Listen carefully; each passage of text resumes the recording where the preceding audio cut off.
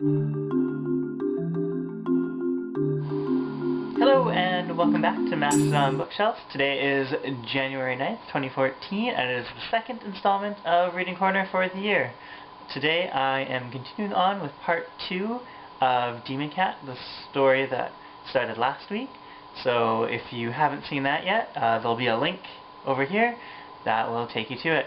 Hope you enjoy, and I'll see you next time. A warm breath of air passed by his cheek. Greg's body tensed and he stared straight ahead, lost to his fear, yet desperately lying to himself that this wasn't real. Fingers reached up and took hold of his face, the curving claws poking into the flesh along his temple. The hand twisted his face, and he found himself staring into the cat's reflective eyes. His face was mere inches away from the cat's. The cat's mouth opened like it was on some ridiculous hinge, opening wider than should be possible. A gaping black maw lined with glittering daggers.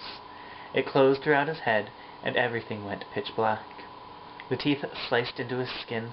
He felt a sharp pinch, and then it was gone, replaced by a feeling of vertigo, like he stood on a suspension bridge in a windstorm, and there were no railings for him to hold on to.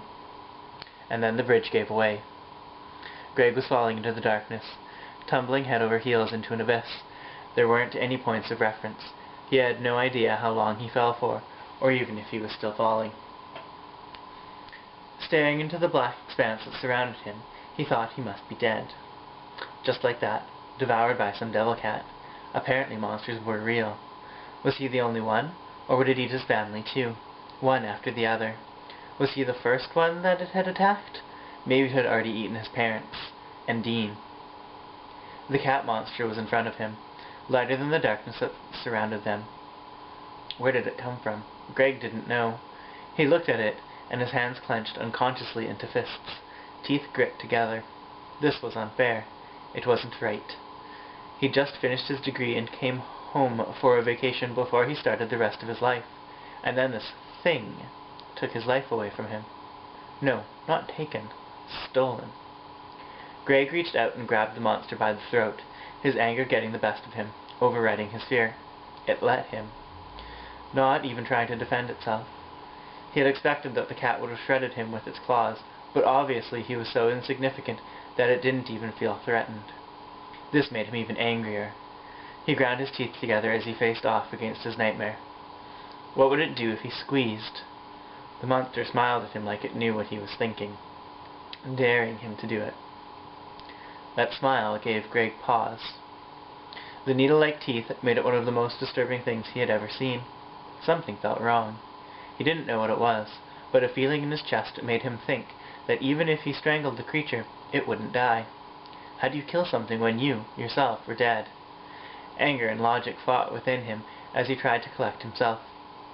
He didn't know if he wanted to be calm, but he also couldn't bring himself to try and kill the cat he had brought in the house to try and help, even if the cat had turned into some monster. With reluctance, he let it go. What do you want? The words came out short and clipped, propelled by the anger that he wasn't ready to let go of. You. You ate me. You have me. What do you want? You've got to be kidding me. You killed me to ask me about my future? He pointed a judgmental finger at the cat. Fine. Right now, what I want to do is the same to you. Then why did you not? You had the chance. Another toothy cat smile called Greg's bluff. Whatever, he said, trying to brush it off. So this is how you repay people for helping you? I could have left you under that patio, but I didn't. I want to help you too. Right, he scoffed, because slithering through my floor, turning into a monster and eating me is so helpful. You think I am a monster? I will show you monsters. The cat reached out with both of its hands and grasped Greg's head. He started to protest, but before he could utter a word, some sort of energy burst through him. His body spasmed and his eyes rolled backwards into his head. 5 hooded figures, dressed like what Greg imagined cultists to look like, were in the room. It was an office building, but it was hard to tell because everything had been strewn around. There was blood. It was on the floors and the walls. It streaked the windows. Greg tried to look outside, but he couldn't see much. It was night, and there was a dense fog. He turned his attention back to the figures. He thought they were people. but it was hard to tell because their edges were blurred, as if two things were trying to exist in the same space at once. Looking at them gave him a headache. He tried to see what they were doing, but he didn't have a clear view. He walked forward, picking his way through the debris. The air tasted and smelled of eggs. Looking around the rubble, he noticed the bodies, well, parts of bodies mostly, mixed through the detritus.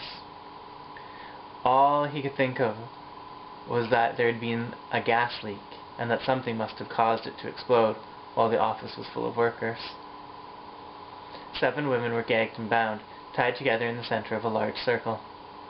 They were forced to kneel, each woman's hands bound to her feet with coarse brown rope. All of them were very pregnant.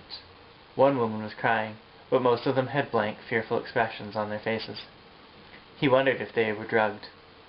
6 women looked unkempt, covered in dirt, and their hair knotted and tangled as if they had been held captive.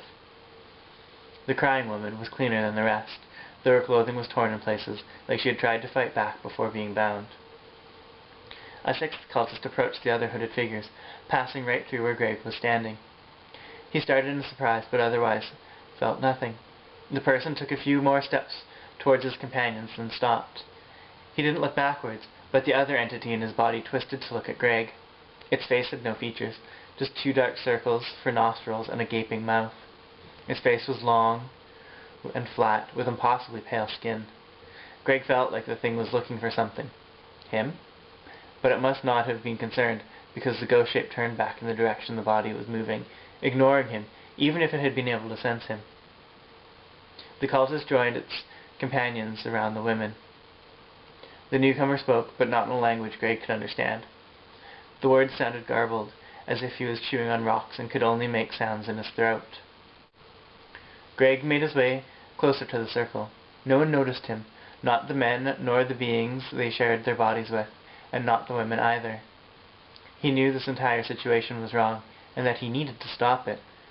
He didn't know what to do, but he reached for a metal pole in the rubble. Maybe he could attack the hooded men, and even if it got him killed, he might be able to give these women a chance to get free. He grabbed the pipe, but his fingers passed through it, just like how the man had walked through him before.